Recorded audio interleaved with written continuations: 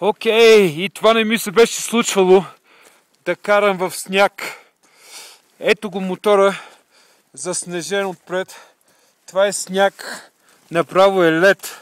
Може да си направи човек една топка. О, студено, студено, студено. Не очаквах, че днеска ще завали дъжд, аз пък дъжд, сняг.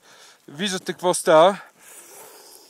Ето мене малко трепереш. Проблема е, че сложих летните обувки, понеже карах по брега днеска и целите са се намокрили. И краката са ми замръзнали. Така че имам още 60 км някъде. И се чуда, сигурно ще спра и ще си махна тия обувки и ще сложа другите. Което не е много лесно, защото са ето тук вътре. Така че вали сняг.